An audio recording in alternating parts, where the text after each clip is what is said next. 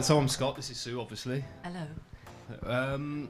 We'll go a little bit into our backgrounds and what we do in a minute.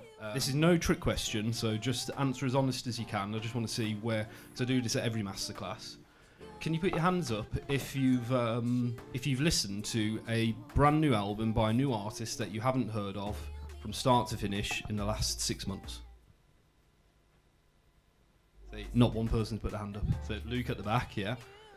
So why do you think that is at the moment then? So why are people not checking out albums? Does that mean that the album is not relevant anymore, you think?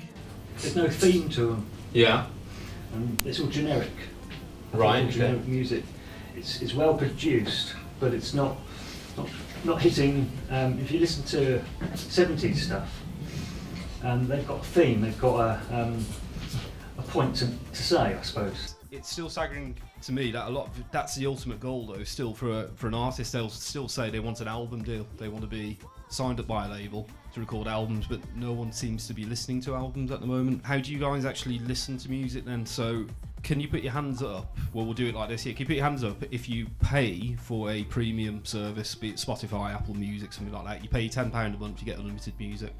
Your background being a plugger, I'd imagine you're still using a lot of CDs, aren't you? Well, not only me, but because there's a demand for it. So I think I was saying earlier, if you go into a radio meeting and someone, especially the likes of Steve Lamacq, want a CD and you haven't got one, then you're not going to get the music to him. I think if it's not put together well, then it kind of doesn't reflect you, you know. What do you actually think a plugger does? And well, let's ask Sue. So what does a plugger do? And how much would these guys be expecting to pay for, say, the services of a plugger like yourself? Obviously, okay, if it's through Mass, it's a bit different. But you know, if in general they just came to you unannounced. Very, very difficult because there are so many plugin companies out there now. London-based, you know, they are quite expensive, and then you get, you know, specialist pluggers who are very good at what they do, and they do charge a fortune. So it's kind of a range of prices, really. And ultimately, yeah, you guys as artists as well, if you don't feel that the track you're trying to get plugged, if you think, oh, I'll just take a chance of it, you know, it's only £1,000, I'll throw at it or something like that, you've got to know, I think, inside, this is going to be a massive hit. I just know it's better than anything else, which is in the top 10. I can compare it to Rihanna or whatever it is and go, my track is much better.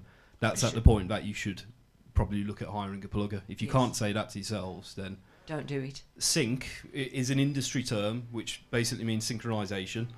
That is basically getting your music onto other media formats, so be it adverts, TV, basically placing the music and getting paid for it, because it's very, very lucrative. So if you can get your track, say, onto a Grey's Anatomy episode, because they're notorious for taking on indie artists, and they have Spotify playlists, a lot of artists break through just that TV programme by itself. You'll get a few £1,000 from it for it being played on there. And you'll get the exposure, which then leads people to check out you as an artist as well. So I can't recommend the sync route enough, really. The way Centric works is they do your PRS as well, and they do your music publishing. When you sign your music over to a company like Centric, if it was a traditional music publisher, which is what they do here, they would sign you up for an amount of years, so it could be 5 years that they've got your music signed up for. They would take a bigger percentage of what they sign up for. Centric's business model is they sign you on a month-by-month basis, so it's a rolling month contract, and until you tell them to take it down, it just continues. So basically, if you get Sony come along, or you want to do a bigger deal, you could just give them a month's notice and say, yeah, I'm handing in my Centric notice, can I have my music back? Which is brilliant. And you keep the rights to your own music? Yeah, you keep the rights. Do they take a percentage? Yeah, 20%. 20%. Yeah, which is a great percentage. It's 80-20. So if they get you a sync in Hollyoaks, so if your music ends up on an episode there, you'll get a few £100 for it. This is kind of bringing the power back to you as an artist. That is the official Disney YouTube page. Just to make note of here, 2.5 million subscribers, thereabouts, on the official Disney page. So if you go to the one next to it, Fun Toy Collector. This is, we'll play one of these videos. This is an absolutely balmy thing, but this woman basically just uploads home videos that she does in her living room of her unwrapping Disney toys. She's got 9.5 million followers. So what she's doing is absolutely Disney can't get their heads around it. Today we're gonna open this brand new carry case from Peppa Pig. This is Peppa's Space Adventure case. That's it. That's the whole video. That I can't get my head around it, but this is the world we're living in now. So I would be saying, as a pop artist, you'd be so much better signing a deal with her than you would with Disney, because you'd get more exposure. So what distribution do you guys? So would you know how to get your stuff onto iTunes, Spotify, stuff like that? Keep your hands up if you don't know that. I know it's embarrassing you, sorry, but yeah. You don't know. You wouldn't know how to get your stuff on Spotify, right? Brilliant. Okay. Basically, if you want to get your stuff onto Spotify, iTunes, all of the major services, Amazon Music, you can't contact them direct and put your music up. You're not allowed to do it. You have to go through what's called an aggregator. So you have to go through a company like this. There's many of them around, but this is the UK one that we tend to recommend. So it's £8. You pay them £8. They will upload the music to Spotify, iTunes, and all that type of stuff through their service. Anything you sell or any streaming money or income that comes in, you keep 100% off. So this is Lewis Markson. It's good. So straight away you can see there's a play button. That's the most important thing I'm always looking for on a website. Front page is a play button. You just want to hear what it sounds like. Songs I wrote when I was 14. Yeah. And that was recorded a year ago. And I've changed so much. I really want to take it down. Yeah. Because but I need material. So I'm not going to critique it then, because you obviously know that it's not right. Yeah. But I suppose a lesson to learn from it is if you can't stand here and go, you got to listen to this, I'm so proud of this, you know, or this is the best thing you've ever heard, you know, if you don't know that in yourself, then you've got to write another track. I'm going to say, for the actual website, 10 out of 10, you can't really do much more to improve on that.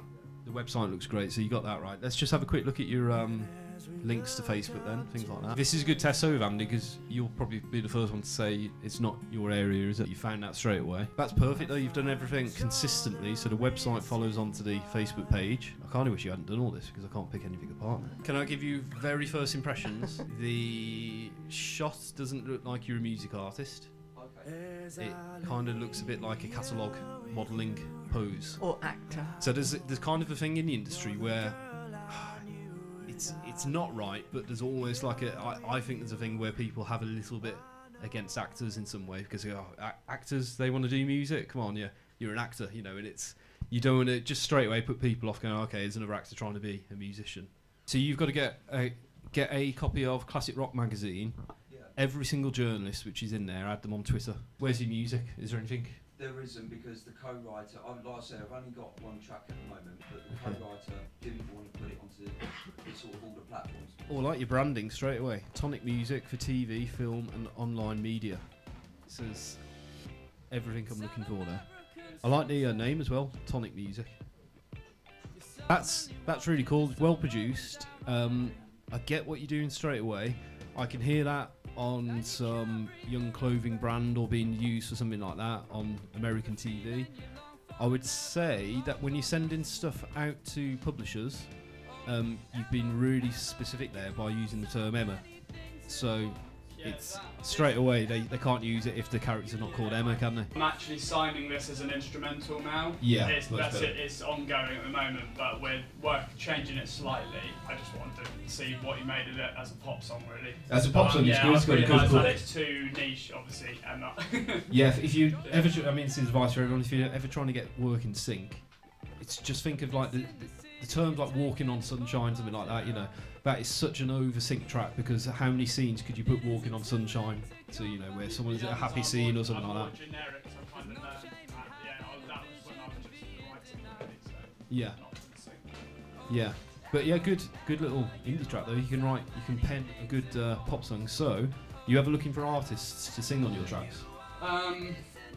Yeah, I would be. I mean, I sing on these, but it'd be nice to mix it up for different styles. Yeah, so I would be looking for artists, yeah. So if there's any artists in the room who want to work with a good pop producer, you're sitting right in the front row, so there you go. Swap details afterwards, that's what you should be doing. Or just collaborating with people, you know, you said you're a songwriter. Do you know this guy in front of you? there could be a collaboration there, couldn't there, straight away?